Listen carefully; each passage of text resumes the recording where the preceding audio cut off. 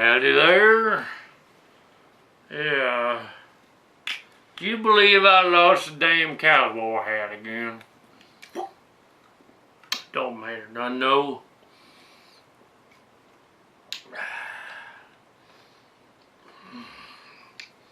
Product placement. Kirkland tap order. Product placement. This here episode is brought. Just kidding. This is Clint Cowpoke. Back in the studio. It's been a while. It has been a while. But seems to me that there's gonna be weird stuff I got to be involved on. Clint Cowpoke. Poking cows. That's right. Not really. You know, not too long ago, Mark's Cards and Shaggy were in the mall last Thursday. They had the shaggy pants and the shirt. He was actually in the mall. I should have reported that. That was funny. It wasn't really Shaggy, it was Cowcat. That's Shaggy. That was funny. Zoinks! There. Ew, I'm not going to do a review of 50 Shades of Grey. All I know is one of our contributor producers thinks that it's torture porn, but owns 2 copies of it. One was a birthday present. But yeah, from the executive producer, the mother. That's all this stuff. A little strange, but yeah. I don't think that Mom realized Cowcat's mother. I don't think she realized what it was. It was in Costco. There it was. Who bought it? It's popular. You realize, oh yeah, it's a $30. That was the backstory behind the Martha and Yvonne birthday episode. Is that book was actually a little raunchy. Yeah. Surprised it isn't just on the bookshelves at Costco. Probably if the Costco owners knew that it was that gross, they'd probably take it off the shelves, but they don't. So they just sell it. Usually we don't talk about politics too much. But it looks like President Obama, Mitt Romney, is going to be campaigning against each other. Incumbent president and Romney and Ryan, they're in the Republican Party, and Obama, of course, the incumbent Democrat. Now, I guess the Cowcat show being kind of neutral is sort of in the middle. But yeah, I don't think really either side knows what in the heck they're doing. That's all I got to say about that. They'll make a lot of promises nobody's going to keep. That's all I got to say about that. Something new about them. Oh yeah, somebody commented on the Cowcat videos that we did about one of the commenters commented on the aliens stealing gold thing, and said that down in South Africa, where he was supposedly from, that he saw strange UFO lights taking the diamonds out of the diamond mine. Now, I'm willing to bet that those are not UFO lights, that it actually is the government of South Africa, or poachers from the, or whatnot, taking the taking the diamonds. So that's not a strange alien critter, that's just the natural people. And yesterday evening, we was watching a show called Gold Rush. But at least that show doesn't pretend to be like an authority figure on history or whatnot. So we're not going to rip into that one too much. But they had this episode where they went down to South America to prospecting for gold. And you figure maybe Clint Cowpoke is descended from gold prospectors, because you mentioned it. You know, he isn't really, but he could be. And you might know about that. Well, I don't. But for using common sense though, they could have avoided going down to South America in the first place. Now, down in that part of the world, let's just say that a lot of the governments down there are not exactly correct, not exactly honest. They can be corrupt a little bit. And they should have realized that they're going down there that if somebody's going to promise them a claim on territory, on like some land, it probably is fake. And they should probably say, wait a second, are we going to be hornswoggled? They should have thought of that. So they go down to this claim thing, right? And through the course of the story, they're down there exploring in the jungle. You know, snakes and things are threatening to bite them or whatever. And piranhas and all that stuff. Of course they don't, actually. The only scary thing that happened was one of the guys jumped in the lake and he was fat. And his shirt got stuck to him and he looked kind of fat. And they looked gross because you could see like his man boobs. And his man belly, beer belly going on there. So yeah. Well, that was the only scary part.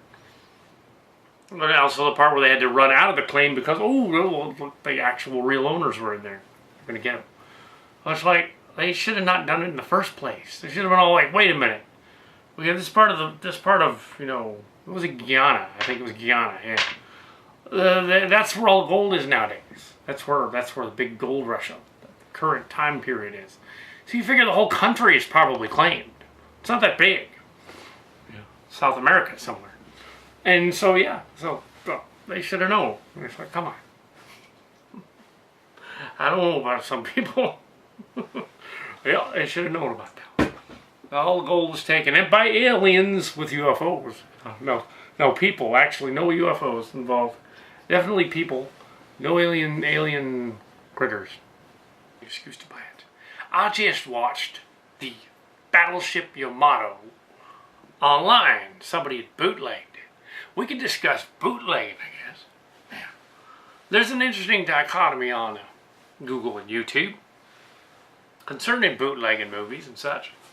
You always can find Japanese and Hong Kong movies bootlegged and Turkish movies bootlegged. But other ones that are more mainstream, not so much. Now there was a question on the TrekWeb website about why is this. It was a link to the Star Blazers one. They kind of knew the answer. They kind of knew, okay, Google search engine looks for specific movies that don't have a Digital Millennium Copyright Act claim, plays them and whatnot. YouTube goes after the movies and the music. The Chimera posting a Chimera, has been on there since 2006. During the run of Star Trek Chimera, the book series. So we've been, Chimera has been in production like way before 2006, but it was online. The first online character was the Chimera with a number after it. That was on, and still is on TrekWeb. He commented, it's Calcat. He commented of the only thing that really pisses off the YouTube people is when you post music that's copyrighted. They really don't want you to do that. The minute you post even a clip of some music files, they got a bot in there that comes, a little robot. Well, it's not a robot, it's more like a virus. A little virus comes in there and it says, you're flagged. This thing is banned, you have to pull your video down. That happened to the Calcat show early channels. And one of them had to be reset, recreated. Yeah, so we had to rebuild everything once in a while. Some of our music videos had a little bit of footage from some other music video. Now, parody, what we've learned is that parody is fair use. So we make a spoof, and the spoof it doesn't use any of the music footage, that's okay. It should be allowed that the parody can also have some of the music in it. But sometimes they complain about that. They say, well, that's like a cover, so you get flagged. I don't think that's fair, because a cover of a music video should not be flagged. It's actually an homage. But that's what they do with the Digital Claim Act. People could probably dispute it. They could probably contact YouTube in some way and say, look, this is a cover. We like that band. They were awesome. We were just paying homage to them. They're awesome. You know, and that band might not mind. But, no, it's Copyright Act, you know. But if it sells more CDs, then fine. And little MP3s and stuff like that. You gotta get, if you're gonna post on YouTube, get one of them little, if you're gonna post anything like a cover, get the song clip for the iPod app thing and attach it to it. We haven't figured out how to do that yet, so we're not doing it. But, so yeah, Disney movies will often get put up and then taken down, even though there's a lot of parodies of those. Some of them raunchy. Universal and Sony have a hissy whenever they post anything. Of course, that's Universal Music Group. And Warner Brothers has a hissy too. Unless they're old cartoons, they don't seem to mind that so much. Because they're pretty much fair use. So, yeah, freedom of information. So, yeah, so... But copyright, it's not a good idea to bootleg anything. I'm not saying you should bootleg anything. That's a bad idea. But, Copycat wouldn't either. So, don't bootleg stuff. Yeah. So, so this Star Blazers Battleship Yamato movie was posted on there. And it's like, well, this is like a, you know, bootleg. It was a bootleg. Yeah. Well, it made you want to go buy the movie, so it's alright. So, I didn't put it up there, I just watched it. It's okay to watch it. It's not okay to buy it. To pirate it. And it was someone's pirate of someone's pirate, so it wasn't that great a quality anyway. So yeah, don't pirate videos and music. And it's kind of silly the way they do the music thing. There have even been music groups, I think it was Metallica, that got flagged for their own video that they posted on the website. And they got mad and they were like, wait a minute, we're Metallica. What's the deal with that? You can't flag us. It's interesting that Metallica got flagged. Well, yeah, just don't post copyrighted music. And it's more so music than movies. There's been a lot of movies out there. And so, yeah. And it's not just, they were saying that Google and YouTube are separate. They're not actually. They're related. Google and YouTube own each other. So they're not separate. So, yeah. That's why your Google site's getting flagged and your YouTube site if you're both pirating. Because they're related. But interestingly enough, if you put it on your blog spot, if you put like an article in the blog spot, it's a review. So there you go. A review is okay. Because a movie review or a parody is fair use. If I get a clip of a song, like I say, I'm going to review the 410 remix from 2006. I'm going to go back there and review that. They would probably flag me because they would say, hey, you're using footage from that. You know. But if I said, no, I'm just going to review it, I'm not going to play a clip from it, then it's okay. Okay, I'm going to review this band that did this remix or something. But I don't know, WMG might get mad about that. So yeah, no copy. Anyway, that's more important than space aliens. And you know what it is now? It is now the 20th. We're the 21st of August, 2012. And the Reboot is not up there. So, no Reboot, no space asteroid, no Mayan transformation from the Spanish and the Mayans. El Dorado, or ironically, El Dorado isn't. That was a Spanish thing too. I don't know where they were getting that from. And everybody thinks that one guy was looking for the Fountain of Youth, and he really wasn't. They just attributed him with that, Ponce de Leon. Later on, like his detractors said, you know what? That guy's such an idiot, he's looking for the Fountain of Youth. He wasn't really. He wasn't really seriously looking for that. He was looking for a Northwest Passage. All them fellers were. They was in the oceans, on the sea ships. I think finally, the Space Battleship Yamato is a little weird anyway, because I like it, but it's like, why are they paying homage to this Japanese battleship from World War II? I always thought that was kind of odd, but I liked Star Blazers. It's just kind of strange. It's like, what? You know, honorable the Yamato was. The great battle, and we were oppressed by the Americans. And it's like, wait a minute. You guys got that backward. They seem to forget, they bombed Pearl Harbor. Yeah, that's right. Not with the Yamato, but one of the other ships. Yeah. The Japanese bombed Pearl Harbor, and that led to them entering World War II with the Americans, and led to all that other stuff. So it's the other way around. I don't know where they got that from. But maybe it was space aliens digging for gold. Atlantis. That's for another time. Okay, kiddies, this is it now. I'm gonna mosey on out there. Oh, but before I go, just to know that I have looked at The Two Men and a Horse once more. A video that is totally gross and disgusting. It's a video on the internet. Been on there since 2005. Some guy in Seattle area at Boeing. I've been to the Boeing Air Museum thing. Went to that. Didn't see anything dedicated to the guy that took a horse. But I thought that would be gross if there was. But it wasn't. But it's just like, you gotta be real stupid to do that. I know I discussed it earlier on in the Cowcat show, that story, because we'd seen that. Then it was recent. And it was like, that's just nasty. I like the reaction videos though, especially that one that's got 1 million or so hits with the two African-American black fellers who were like, the one guy's like, so is that a black dude? And the other guy's all, that's the horse. The guy's like, oh. Like, that'd be a funny looking man there. And then the horse is his thing, you know, his dinker twanker.